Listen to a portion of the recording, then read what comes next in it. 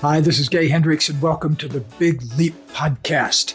We're exploring some really unique territory in this episode, a lot around how to get into your own creative genius, how to open up a dialogue with your genius so that it stays online 24 hours a day and it's effortless for you.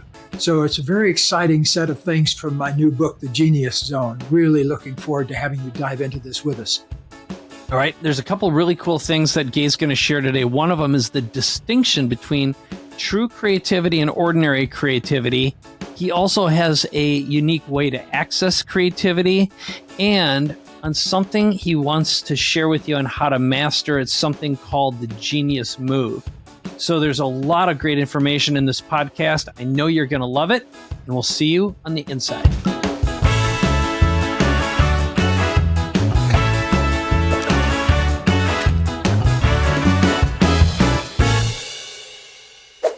So how do you get and stay inside your creative genius zone? That's what this episode is all about.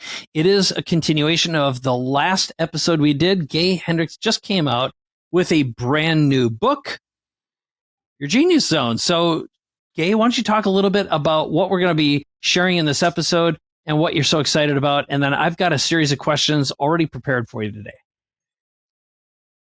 Thanks, Mike. Well, one thing I'm really excited about is that in working with thousands of different people using these different tools, one thing that I've been able to really discover that surprised me is that we get dozens, if not hundreds, of opportunities on a daily, hourly basis, basically, opportunities to open up to our genius.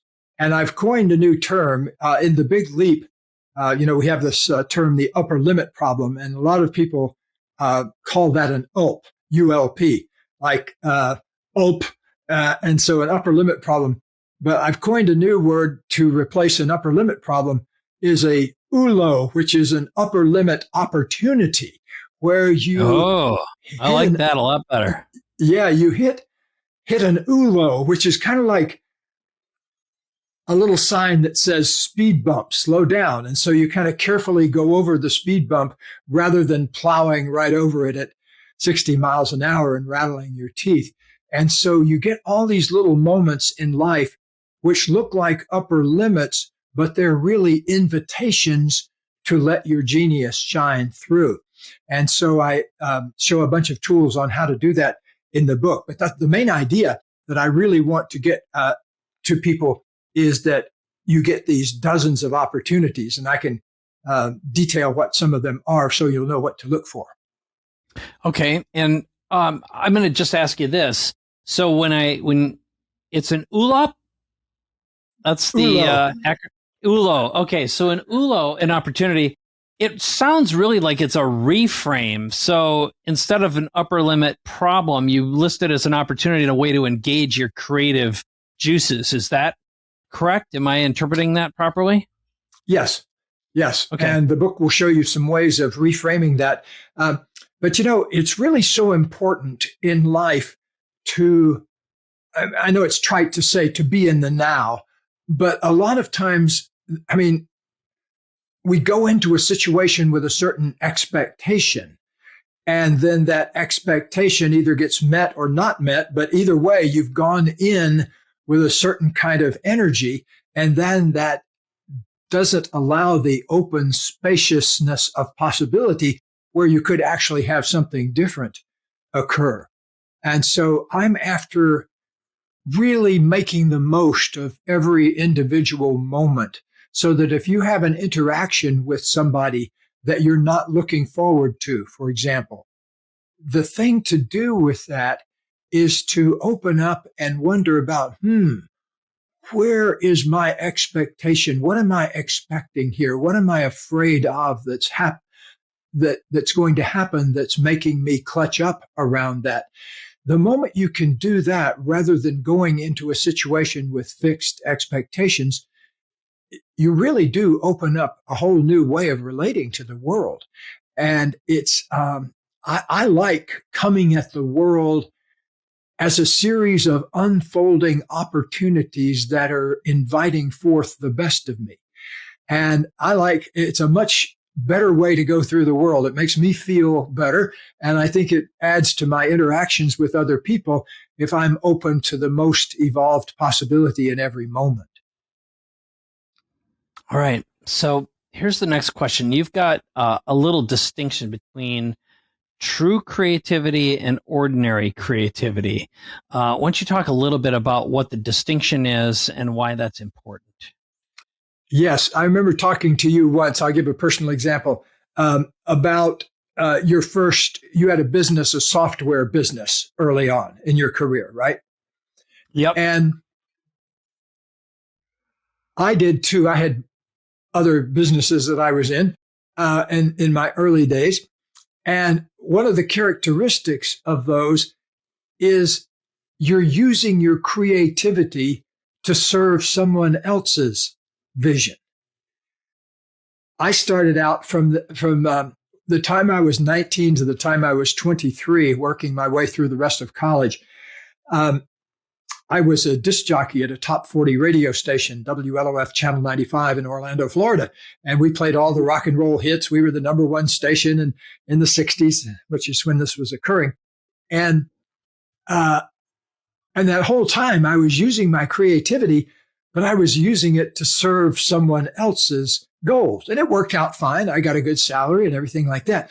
But I couldn't wait to get out of that stricture and get off to something where I was, well, first of all, not having to have anybody tell me what to do. I don't like it when I have to be told what to do. I like to decide what I want to do. And so I was never, ever comfortable in jobs where I was working for somebody else. When I got to be a university professor, that's a little different. You know, I spent 21 years as a university professor, but there's very little people telling you what to do if you're good at your job. You know, if you get out there and you publish the books and you do all the right hoops that you jump through to be a university professor, then they'll pretty much let you do whatever you want to do. That was my experience anyway. But I love serving my own vision. And to me, the moment you begin to say, what do I want to create in the world? How do I want to employ my genius for my own goals and visions? That's a magic moment. That's magical territory. And so just even entertaining those questions begins to send a new surge of creative energy through your body.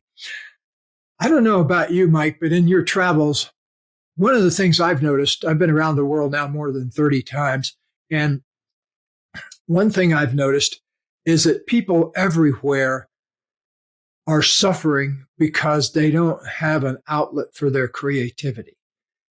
And the suffering is just as much in Beverly Hills as it is in Berlin or Bombay. And all of those places are places where I've touched down at different times. And I've seen exactly the same kind of suffering that comes through not being open on a daily basis to your creative genius. And I don't want that to happen on my planet. I think, I'm getting toward the end of my life. And so one of the legacy things I want to be known for is helping a lot of people open up a conversation with themselves about what they really love to do and how could they express that in the world. Because when I've been around the world 30 sometimes, I see a lot of people who are not doing that, not because of economic circumstances or because they're, one of 28 children in the family or something like that. I think that there's so much suffering on our planet because of lack of connection to our creative expression. I really want to make sure I've spoken to that passionately during my time here on Earth. Well, I'll tell you, I don't know if I've shared this with you before, but when my last company, You Everywhere Now, we helped 1,800 business owners become best-selling authors. And I remember we had a gentleman who came to all of our events. He was just busy, just ate everything up, a constant learner. And he was 82 years old. And part of what engaged him so much is he says, I can't die with my message still inside me. And I burst in tears when he told me that. It was so moving. And that was one of the little stories he often shared, when he'd be in a group situation and talking to other people, because he became my kind of like my character, I would say, when I'd point to, I'll just call him old Joe, and I'd say, like, Joe over here. He goes, I don't care what kind of story you tell yourself about being too old. Listen to him, hang out with him, and you'll see that, um, you know, uh, I don't always buy into age as a mindset, but really age is a mindset. And I've met 60-year-olds who act like this is the end, and 50-some-year-olds, they've got their retirement plan, and it's like, and then what, right? How are you going to, where's the impact? Where's your expression? And I that is very profound. So that really triggered something in me, Gay. That was awesome. So let's talk a little bit about, you describe a new way to access creativity in the book. So talk a little bit about that, because I know many of the exercises, again, I'm on a meditation high right now, where part of what you're doing is accessing your primary energy center, sometimes called the root chakra, as a source for creativity. But you have something different in mind here. So talk a little bit about where that comes from. Yes. In the Big Leap, I talked about a certain, what I call wonder questions, where you ask yourself a question in a spirit of genuine wonder, a question that you really would love the answer to, and the answer to it would change your life, and you really don't know the answer. And so a typical wonder question that we use here is, and I always put a in front of it to make sure it's in genuine wonder. What do I most love to do? What do I most love to do? Now think about that for a moment. Maybe you're driving in your car listening to this, or sitting at home watching it, but just think about that for a moment. If you ask yourself that question, what do I most love to do? Then the next thing you need to do is just kind of get out of that asking mindset and listen and be receptive. So what we do here, and I'll just give you this tool, something that everybody could use, is we ask people to use wonder questions and then take 2 or 3 easy breaths after they ask themselves the question each time. And the reason we do that, well, we're kind of into breathing too, but the main reason is to give yourself space to actually receive. And one of the big shortcomings of human beings in general is that we don't give ourselves enough culturing of our ability to receive. That a lot of us are so much in doing mode, doing, and putting out, and putting out. We don't realize that there's this other big half of the balance, which is your ability to take an in breath of receiving, like, just letting it all in. And so a lot of the people that listen to our podcast or watch our podcast are people who are, you're high achievers and you get things done and you want to be successful in the world. Well, there's a move to make. I describe it in the book as the genius move. And I encourage you to sit down with the book and the guided meditation that goes along with it, and give yourself the treat of an hour or so of really studying it and practicing it. Because, if you were going to learn to shoot baskets, first you'd go out when nobody else is looking and shoot baskets for an hour. So you get it down in your body. Well, I want you to do that with the book too. And here's exactly what you're going to be doing. You're going to be opening up a space, a greater space in yourself that allows creativity to move through you. It's a very elegant way of getting out of your own way so that you have direct access to that creative flow in the universe. And it's not difficult. It just takes a little bit of the fine tuning of your consciousness. And that's why I want you to sit down with a friend and just tweak your consciousness for an hour with these tools in the book. Very good. Very good. And I'm going to just put in a reminder here. If you weren't in the last episode, you can learn more about Gay's new book and get a free chapter as well as a special audio download at geniuszonebook.com. So there you can get all kinds of goodies. Of course, most likely you're here because of the Big Leap book. This is the extension of that. It's the next development for Gay. Fantastic material as usual. So let's talk, Gay, about something that you call the genius move. It's something that you ask people to spend an hour mastering it. So first of all, what's the genius move? Why is it important? And can you share a story about how you've used it or you continue to use it to this day? Yes, I have a million stories, but first let me tell you what it is. You'll encounter this many times during the day. There will be something that you're struggling with. There'll be something in your mind that you're struggling with, or there'll be something in a relationship that you're struggling with. Or you might just feel off center in some way. But that happens to almost all of us on a regular basis. It's just one of those things of life. Those are ULOs. Those are upper limit opportunities, because what's happened is you've created a little upper limit for yourself. The genius move shows you what to do in that moment. And it has a lot to do with letting go of control. I can't tell you how much trouble human beings might get themselves into by trying to control things that they have no control over. People get themselves incredibly tied up in trying to control whether somebody likes them or not, or whether somebody loves them. Or another place we get tremendously tied up is trying to control the past by running through sequences that happened a long time ago. And the only reason you do that is because you're trying to reshape the past so that something didn't happen. And of course, it sounds crazy that's what we do, but that's the way human beings come programmed from the factory. So we have to interrupt those processes.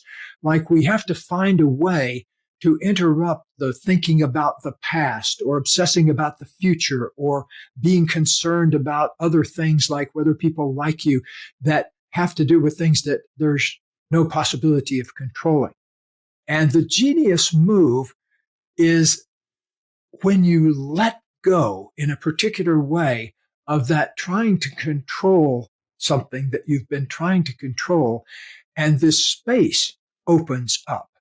And that's why I say to sit down with the book for an hour, because just listening to it, it's kind of hard to imagine what it feels like, but it's the actual feeling of it happening that I don't want you to try to do it while you're driving a car, for example, or while you're doing anything. It really deserves some fine tuning on your own.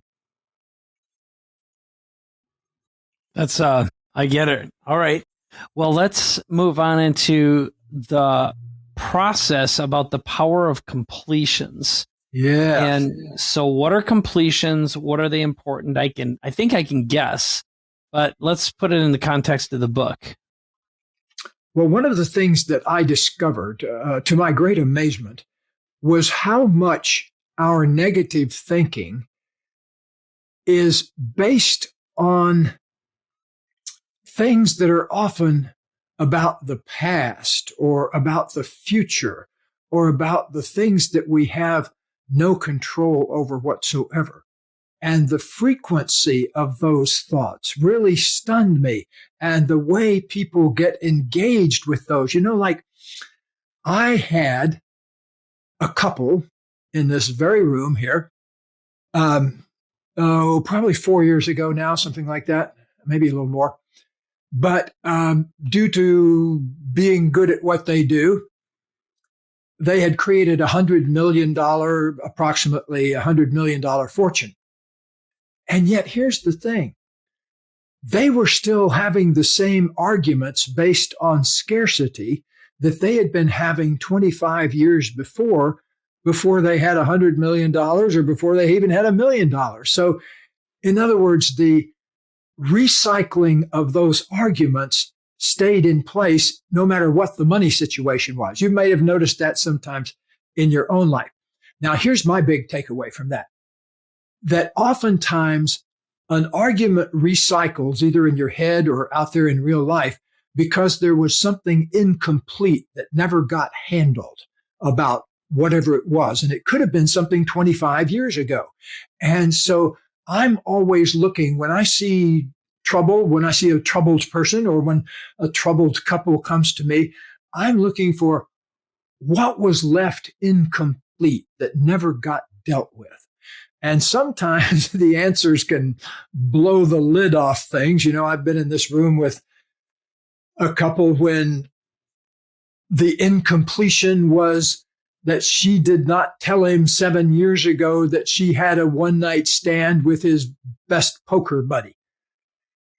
You know, that's a big deal because now there's karma with her husband. Of course, if she hadn't told him that, there's karma with her husband's poker buddy.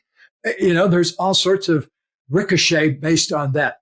So completion looks like having her say right here in this office, honey, I had an affair with Ed, your best poker buddy 7 years ago.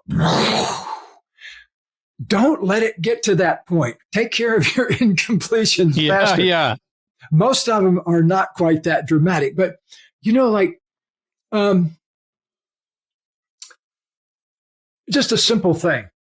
I walked away the other day. We've been having a lot of infrastructure repair done here and new things. We have a new walk out front and everything, new paint job. And I walked away from one of the boss guys kind of with some irritation about something he'd said, but I didn't say anything about it. And then all of a sudden I got to the house and I said, screech, put on the brakes, you know, turned around, walked back out there. And it turned out to be a 10-second conversation. You know, I said, I didn't appreciate it when you said ... And he said, oh, I didn't mean it like that. And then we had a little conversation about what he did mean and everything cleared up. But, you know, what if I hadn't gone back? You know, then I got this little loop going here. And the thing about it is you go on to something else and you forget about that loop, but it's still going like leaving the oven on. And so a lot of times completions are the red flag that's kind of waving at you and say, handle me, handle me, handle me. And the way they come into your body is the form of worry thoughts in your mind or uncomfortable feelings in your body.